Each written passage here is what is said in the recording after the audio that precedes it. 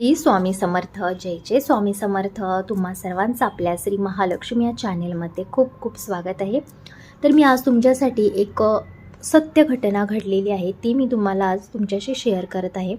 आणि ही घटना आपल्या स्वामी मठातील एका महिलेने तिचा घडलेला अनुभव किंवा तिला झालेला साक्षात्कार तिने सर्व महिलांसमोर सांगितलेला होता आणि तोच मी तुमच्याशी शेअर करत आहे. तर अशी ही महिला गेले 10 ते 15 वर्ष या शहरामध्ये राहत होती आणि ती भाड्याने राहत होती आणि ती मठाच्या अगदी जवळ राहत होती. स्वामींची नित्यसेवा असेल, स्वामींचं पारायण असेल, गुरुचरित्र असेल, या सर्व सेवा ती स्वामींच्या करत होती. दरवर्षी अक्कलकोटला जात होती आणि स्वामींवरती नितांत विश्वास आणि तिची श्रद्धा होती.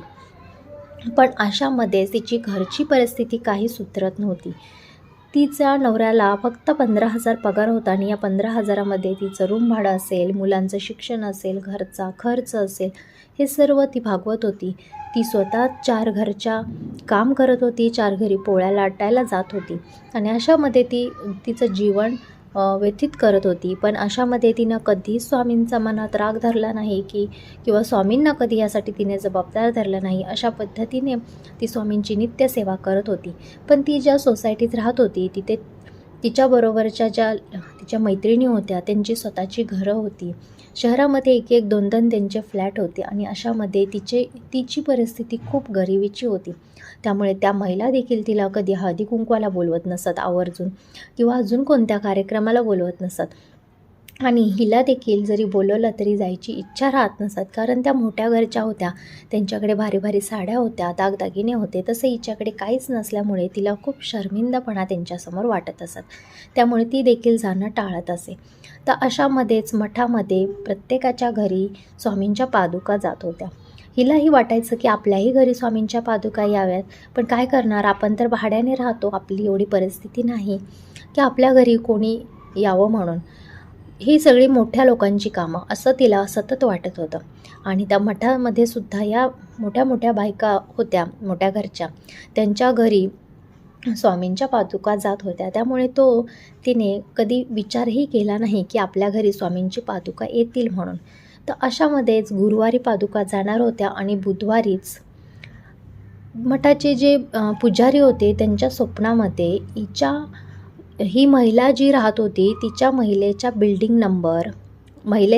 बिल्डिंगचा नाव, बिल्डिंग नंबर आणि रूम नंबर त्यांच्या स्वप्नामध्ये आला. तर असं स्वप्नामध्ये आल्यानंतर त्यांना देखील विचार पडला की असं कसं काय माझ्या स्वप्नामध्ये ही बिल्डिंग आणि तिचा हा रूम नंबर माझ्या स्वप्नामध्ये आला. ते विचार करू लागले आणि दुसऱ्या दिवशी त्यांनी त्या मठातील महिलांना विचारपूस केल्यानंतर त्यांना समजलं की तो बिल्डिंग नंबर ह्या महिलेचा आहे म्हणून. तर ह्या महिलेचा का माझ्या स्वप्नात आला असेल किंवा काय कारण असेल याचा शोध त्यांनी लावला आणि त्याच्यानंतर त्यांच्या लक्षात आलं की ही महिला खूप गरीब आहे आणि हिच्या घरी, या सोसायटीमधील सर्वांच्या घरी पादुका गेलेल्या आहेत, पण हिच्या घरी पादुका गेलेल्या नाहीत.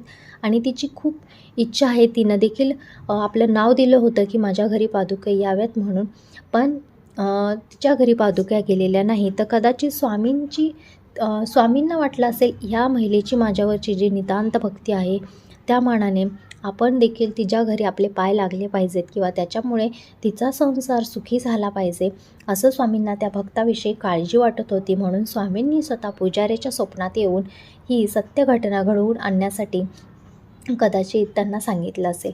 तर अशामध्ये दुसऱ्या दिवशी पुजारी तिच्या घरी गेले आणि तिला सांगितलं, आज रात्री तुझ्या घरी स्वामींच्या पादुका येणार आहेत, तू सारी तयारी करून ठेव. आणि सांगितल्याप्रमाणे तिलाही खूप खुशी झाली आणि तिनं देखील स्वामींसाठी नैवेद्य असेल, हार असेल, सर्व काही तयारी केली. दुसऱ्या दिवशी सर्व महिला तिच्या घरी आल्या, कारण स्वामींच्या पादुका येणार होत्या आणि सर्वांनी तिच्या घरी स्वामींच्या पादुकांची ओवाळणी केली, आरती केली, पूजापाठ केला, भजन झालं. अगदी घरातलं वातावरण प्रसन्न झालं होतं आणि त्या दिवशी साऱ्या महिला देखील तिच्याशी खूप चांगल्या वागत होत्या, अगदी हसून खेळून वागत होत्या.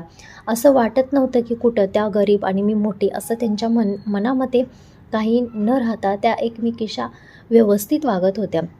आणि तिथून पुढे तिच्या जीवनामध्ये त्या महिला देखील खूप व्यवस्थित आणि चांगल्या रीतीने वागू लागल्या, कारण त्यांना सर्वांना समजलं की पुजाऱ्यांच्या स्वप्नामध्ये ह्या महिलेविषयी, हिच्या घरी पादुका जाण्याविषयी साक्षात्कार स्वामींनी दिला आहे. त्यामुळे त्यांनीही कोणताही दुराचार तेव्हा मनामध्ये न आणता तिथून पुढे तिच्याशी त्या चांगल्या पद्धतीने वागायला लागल्या. ही होती स्वामींची आपल्या भक्तावरती जी श्रद्धा असते, त्या श्रद्धेला स्वामी धावून येत असतात आणि स्वामींनासुद्धा आपल्या भक्तांची काळजी असते.